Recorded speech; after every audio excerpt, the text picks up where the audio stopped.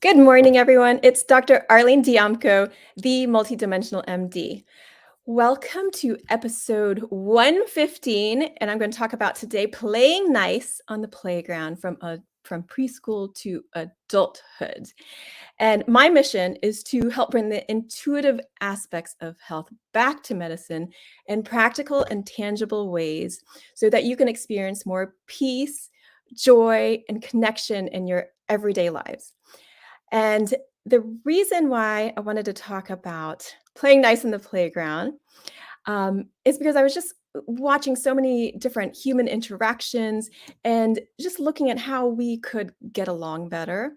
I talked to Corinne Casey on our podcast together with Edgar Casey's Association for Research and Enlightenment about that, and just like what can we do to just get to know ourselves better, to tap into that inner health, and to let that have a ripple effect all around us. So it's learning the rules of how to play nice on the playground. And if you haven't already, please like or subscribe, leave a comment, let me know where you're from. And if you have any questions about anything, I would love to connect with you. So when one of my kids was in first grade, then she came up to me and she said, "Mommy, can I tell you something?" And she's like, "Well, I kind of don't want to," but um, and she was hesitating. And there was something that had happened at school because I had asked about a friend of hers. And she's like, "Well, I don't really want to tell you." I was like, "Well, I'd like for you to if you're comfortable with it. I would love to hear about it." She said, "Well, I was on the playground and her friend had said to her, 'I don't want to play with you.'" And she said, "You're not supposed to say those things when you're playing on the playground. You're not supposed to say that 'I don't want to play with you.' You can say other things." And she said, how everybody's working on something. I think she's still learning about how to play on the playground." And I thought that was so beautiful because she wasn't putting down this friend that had hurt her feelings, but she was seeing it from this wider perspective of everybody's learning something. And sometimes we are learning how to interact with each other better. And that sort of goes off after my last live stream on social anxiety. Now we're kind of putting more pieces together. So I'm just going to be telling you some anecdotes. I'm going to go through 10 quick points and share little stories about each one. If you stay towards the end, I'm going to tell you about a really quick exercise that you can do to increase your vagal tone, which is this calming parasympathetic response in your body to help you relax and feel more secure and confident in yourself. So the first rule of the playground is no name calling. And this is name calling whether you're calling someone like something to like make fun of them, or even in adults, it's like limiting someone to a certain role or a certain way of looking at them. And as Anita Morjani says, you're a soul, not a role. So if you start labeling people, then it sort of limits your perspective of them. And you can apply this to, say, any loved ones or someone you have some difficulty with. So as soon as you start saying like, "Oh, they're always like that," or "Yeah, that, what can you expect? They're always like that," or "They'll never change." Well, when you say those things, I mean, yes, maybe they'll change, maybe they won't change. But if you are creating this role for them, so in a way, it's sort of like name calling. Even if you never say it out loud and you just say it to yourself, it's sort of you're sort of like creating in your life this limitation for them and for you, because you're not freeing them up to be themselves, and you're not freeing yourself up to see them in a different way. So that's something kind of interesting, a little different way of look at no name calling. So it's like looking at the roles that you put yourself in or put someone else in. So we all have the roles that we play, but they are not meant to limit us because, like Anita Morjani said, you're a soul, not a role. Second thing is to what I've been saying over and over again, use kind words. So again, no making fun of people. And another one of my kids, similar thing happened on the playground. And she also had a friend that said, I'm playing with somebody else. I don't want to play with you. And so this happened in preschool. And I had noticed that she was feeling kind of down for a while. She just wasn't herself. And we were wondering why, like, we couldn't put it together, and she actually had told us, oh, her friend had said this, and we didn't believe her because 'cause we're like, "No, no, you girls are, like, you're best friends, you're besties, you." She wouldn't say something like that, and then one day we heard it, and we were, kinda surprised, and then felt bad that I was like, "Oh my gosh, I we didn't believe her." And her siblings too, we were like, "No, she couldn't say that." And she did, and she got some tears in her eyes. She said, I told you, mommy," and she said that. Um, so she figured out a way to deal with it on her own. She was, gosh, this was preschool. So this was like 3 years old. It was amazing because I learned so much from it, and her teacher learned so much from it. So she, wrote this card, and, she asked me how to spell, "Mommy, how do you spell heart?" And then, "How do you spell broken?"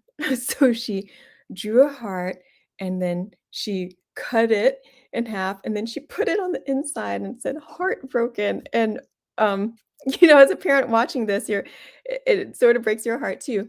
Um, but, she gave this to her friend, and she it she said she said to her friend, "All you have to do is love." And it was remarkable because after she delivered that note, she felt so much lighter and she was back to her normal self. And the next day, her friend's mom said she had like gathered all these things, random things around the house, um, to give to her. It was like her way of apologizing, like she got it. She got the message. Um, and she brought all these tiny little gifts, for my daughter, and then that's how they smoothed it out. So through their little, like, that small interaction, the teachers had helped her, like, deliver the message, and then they read it out loud, and then the 2 were able to, they didn't exchange that many words. It was just that space of being with each other, and then the message that got delivered was like, "My feelings got hurt, and all you have to do is love." And that was it. They were over it. So, yeah, I thought that was just really remarkable. Number 3, no hitting. Um, I think this is pretty self-explanatory. Violence is a no-no, and could we extend that to every age? So no hitting, no physical harm. That's just a general rule, and I think that is, I don't really feel like I have to say too much about that. Number 4, no grabbing things that aren't yours, and this is all about sharing and not to take advantage of each other or take advantage of the earth. So when you use things, when you play with toys, like put them back where they belong. If someone's playing with something, don't just grab it from them. Have some sort of interaction and share with them and wait your turn. But also, there's there's so many other things you can do on the playground, and we'll talk about that too. So I'm going to go through some of these points a little bit faster. Number 5, play fair. And that means to take care of each other, to appreciate each other, to not take credit for something you didn't do, and that you don't have to step on other people or put other people down to elevate yourself. And I see this in, well, I see this in all ages, but in adults, I see this for descriptions of things, or especially in marketing. And the thing is, we can all be unique and celebrate our diversity without putting others down. You don't have to say to make yourself unique, you don't have to say that another person or another company is terrible or they're lacking in that, therefore you're so much better. You can take a much more like heart-centered approach that versus like an ego guided approach. So the thing is that when you speak in an honorable way from heart-centered approach and you're not trash talking other people and you're using kind words, then that speaks volumes to who you are as a person, who your company is, and whatever you're doing, whatever group that you're working with. So I know it's a little bit different, like with sports teams and stuff, but it's the thing is that silliness is welcome. So we can play in jest, but remember, we're all here to have fun. So there is like this balance to the silliness. It's like, is the silliness meant to harm someone? Then it's not like pure silliness. That's when you're not playing fair.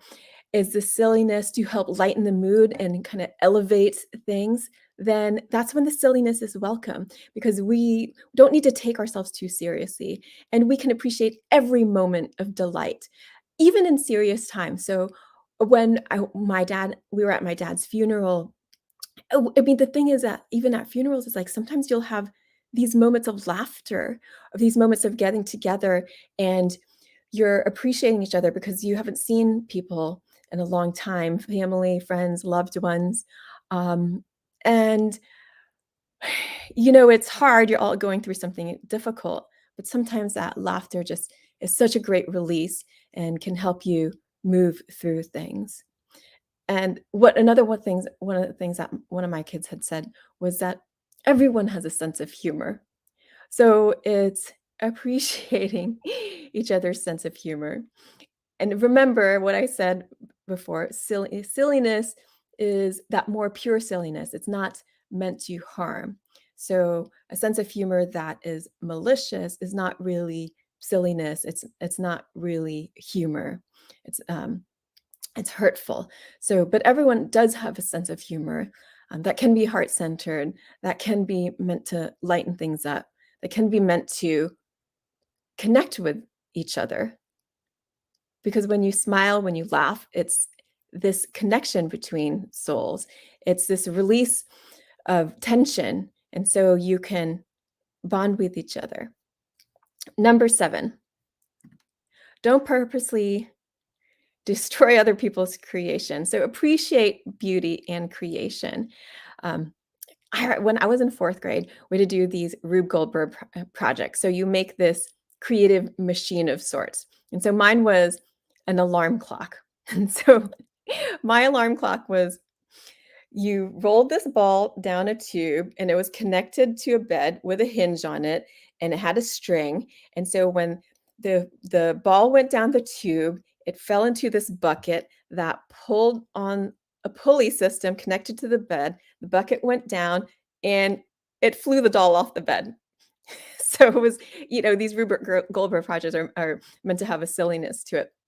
But when I went out in between class, I noticed that somebody had cut the string to my creation. It was kind of upsetting, but I could do a quick fix. We just tied it together. And I was wondering, why would somebody destroy someone else's creation? It doesn't really make sense.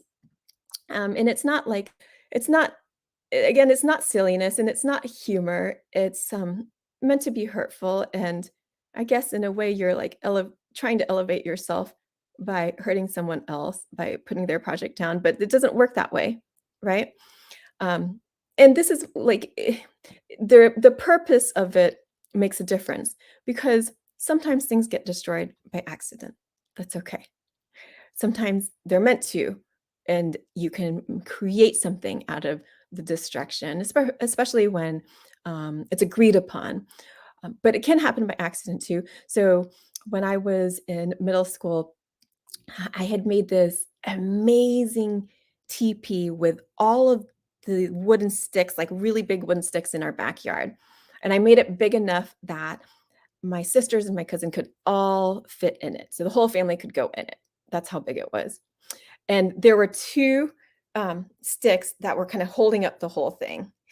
And then everything else was sort of like piled on top of that. And then everything kind of fitting together. That's how it held up. So one of the big sticks had this t- other stick kind of like sticking out from it that was um, where it branched off and sort of looked like it wasn't in place. And so this TB, I think it had been up for, I don't know, a long time, like a week or a month. I think it had been up for a month. And so one day my sister came up and she wanted to help kind of like maintain it. So she reaches for the branch that's going off from the main stick. And she's like, oh, let me just take this out because it looks like it's like not in place. And it was like slow motion. I was like, no. And she grabbed it and she pulled it, and the whole thing just went down. And she felt really bad, but I mean, I was just laughing. And anyway, it's just a point to say, like, not to take ourselves too seriously, to laugh when accidents happen, but to not go around purposely destroying things. Number 8, to use your imagination, that you can create something from nothing, and whole worlds can be manifested from nothing with your imagination and action. So how many times have you seen kids go out and there might not be anything. There might not even be a playground. Sometimes the kids have recess and they're just out on the field. There's nothing on the field, maybe just the grass and the dirt. And somehow they come up with something to play with. So it might just be something pure imagination where they're playing roles, or sometimes they'll be making, like, the little ones will be making a mud soup, so literally out of dirt and rocks and things that they find. Or they could make a rock family, so where they just like pile them up, uh, and you're seeing like how they're constantly creating. They never run out of innovation, even when it's like, look around and it seems like there's nothing that would inspire them. The inspiration comes from within them. So they are taking that heart-centered innovation and letting it come out into their play. So how they interact with each other, into their minds, and letting that spill out into the world. And so they literally can create something from nothing. So number 9, if you're still here, this is where you get a little gift, um, to sing often. And one of my little ones, when she was in 2nd grade, she, we were doing all this music and everything, and I asked her if she wanted to take voice lessons. And it was kind of a funny interaction. She said, I asked her, I was like, do you want to take singing lessons? And she said, why? I already know how to sing. And it was true because she sang all the time. And it was a great way to like look at that confidence within her, that I know how to do this. And she sang for fun all the time. And it was a really great way to express yourself, to hear your own voice, to have confidence in that vibration that is emanating from within you. So, a lot of what I talk about is everything coming from the inside out, and you can create whole universes that way. So, a quick exercise that you could do to help yourself express, but very, very easy, anyone could do it. You don't have to be afraid of singing, is just humming. Because when you hum, it exercises those vocal cords. It helps to stimulate the vagus nerve and the parasympathetic nervous system so that it's calming for you. And I remember my grandmother would do this. When she started to lose her hearing, she would just be crocheting and humming to herself all through the day, even when she was alone. And it seemed like a great comfort to her. And then later on, I learned, I was like, oh, what the humming actually did for you. And this is a really simple exercise. If you wanted to kind of take it up a notch, you could take a kazoo. And this is what we did over the weekend, where we all shared and people played music and sang and played the guitar and danced. And if you didn't feel like you could sing, then you could pick up a kazoo and all you had to do was hum through it. And that was a way what everyone could participate. So yeah, do that just a few minutes a day, and be interesting to see how things shift for you if you did that consistently, just like a small little thing for yourself every day what that would do for your expression, for your vocal cords, for feeling more calm and more confident. And the last point, number 10, just to circle back around to what I was talking about in the beginning, is to just love. And this is something that my daughter had said. All you have to do is love. And if you don't know what to do, then you turn to that. And you turn to that over and over and over again. So if you don't know how to approach yourself, you see what you can do that's loving for yourself. If you don't know what to say, what could you say that's loving? If you don't know what to say to someone else, even if it's a difficult situation, it's like, what could you say that comes from a heart-centered guidance where you can say something loving? And that can smooth out so much, because the thing is, a lot of times people will love with this expectation of receiving love back. But if you send out love without that expectation and continue to do that, even if you don't feel the love coming back to you, it will change things, because people will see that you love them no matter what, that they can make mistakes, they can have arguments, they can have bad days, they can be in a bad mood, and you still love them. You still love yourself enough to create this loving space where you're okay when, even if your feelings get hurt by things. And so if you just take that step every day for yourself, it will move mountains. So I hope this is helpful for you in some way. I've just been reflecting on it over the last few days, and seeing how we can interact with each other in a way that's more loving, in a way that we can get along and play nice on the playground at any age. So thanks for being here with me. Lots of love to all of you. If you'd like to connect with me further, you can follow me on Instagram at All Worlds Health, on Facebook at All Worlds Health and Pediatrics. You can sign up for my e-love letters that I send out once a week on Wednesdays at allworldshealth.com. So I believe in you, and I hope that you believe in you too. Lots of love. Have a beautiful rest of your week. I'll see you next week, 11 a.m. Eastern Time.